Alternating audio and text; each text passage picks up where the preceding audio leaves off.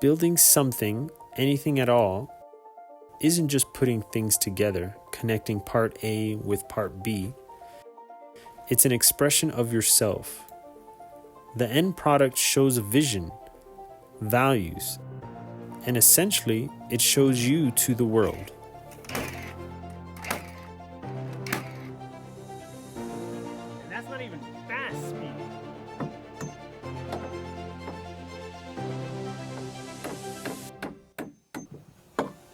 Now you probably have already seen our first wall, and if not, please check it out.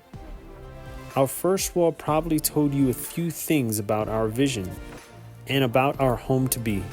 If not, I'll let you in on our plans.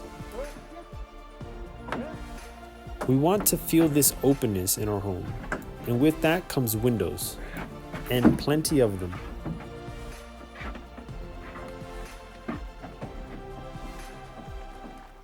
There's just something about waking up with the sun shining through, or sitting down and drinking a cup of coffee as you feel the warmth of the sun.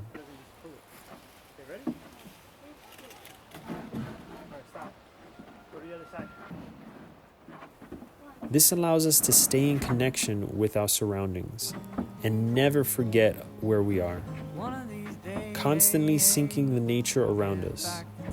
We didn't want to be surrounded by 4 plain walls anymore.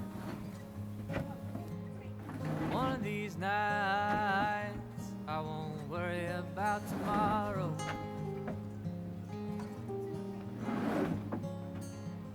One of these moments will stick in my mind. And one of these afternoons, I swear, we'll get up and we'll leave this time. I think it'd be best for you to get up here and let's pick it and walk it a little bit.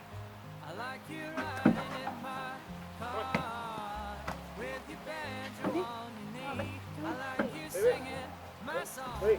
back 1, to me. Trying to 2, stay 3. between the lines Stop. that you read. Same thing before. Shoot it up here first. And then you're going to push on it until we can get it level. We're going to try to get this one straight. Because this is, the bottom's touching the blue line, right? Yeah. Now, why wood? In Guatemala, wood is not the main resource for its buildings. People mainly use concrete. Some homes are still made with adobe, and metal is gaining popularity for its affordability. But we wanted a natural material, and we were split between a cob house and wood. And wood prevailed because of the rain and the cold.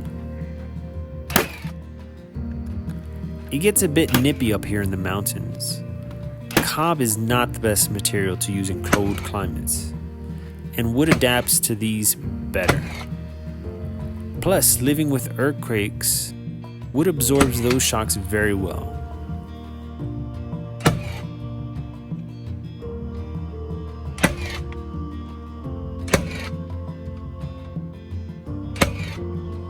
Why not? It's probably better.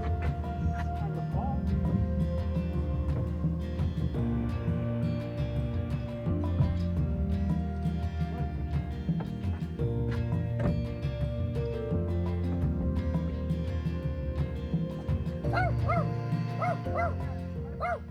Today we got to finish our second wall. For that we have to install the last sill plate. So Eric's gonna have to go on a ladder so that we can put a temporary roofing because it is rainy season. And we're trying to avoid the plywood getting wet.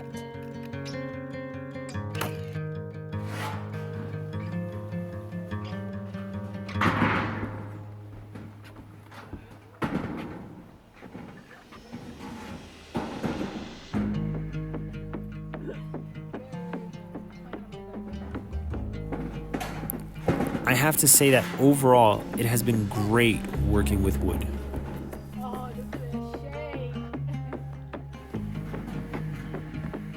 We're using pine. It's a soft wood, but the smell each piece of wood has is amazing. And of course, every piece of wood is unique and has its own character.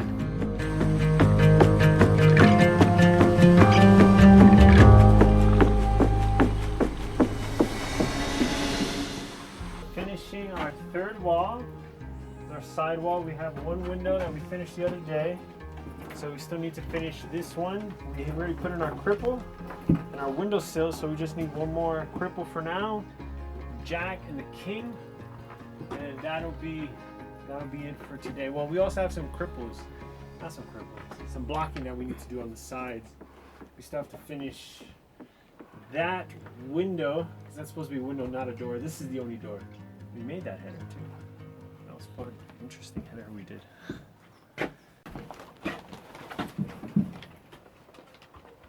So I think we're just going to do it the same way we did last time. Have you seen the door? That was a talking point for a while between us. Our final agreement was a 4-foot door. My wife wanted French doors, but I wanted a big door. For our tiny home, which door would you prefer to have?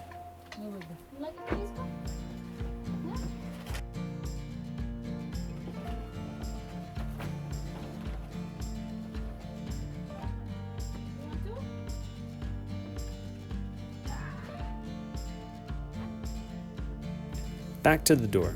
It's big. We wanted that. We wanted openness and a breathable home. Again, to have our mountain life as close as possible. And oh boy, did we create that effect. Sometimes we look at the opening and laugh. A tiny home with a very big door. The downside to it, as you may have seen with our rim joists, is that it bends and warps. This happens a lot during rainy season, but as I read somewhere, wood is alive, and a little bit of water is not the end of the world.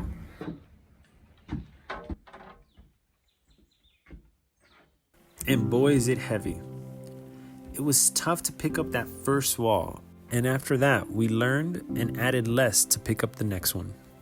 Something that has helped humans throughout life is adaptability, and this is key when doing things yourself. It may not be the best way to do things, nor the most efficient, but it works for us. The rain has slowed us down a bit, but adding a temporary roof really gave us the ability to get more work done.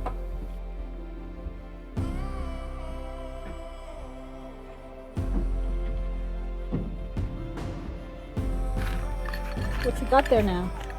A giant clamp of 8 inches, because we're trying to join up some of these gaps that we have here, and when we shoot in the nails, we're trying to keep it so that they don't open. I can see you through this giant gap. I'm trying to close them up.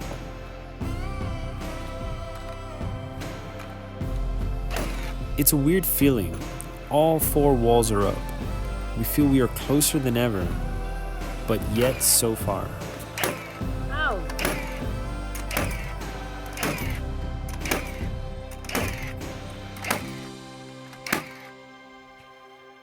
And that's not even fast speed.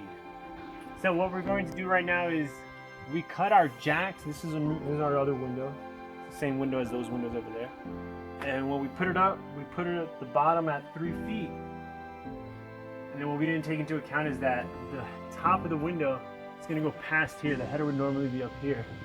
And this is our loft area, so we didn't realize that before. So now we're going to have to measure it from here to the bottom to cut our jack just underneath here, so that the header can be the same level or just underneath our loft, which now makes the window really, really low.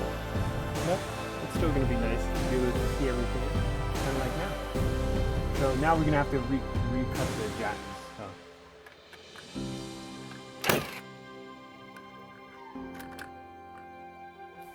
Now we are that much closer to our home.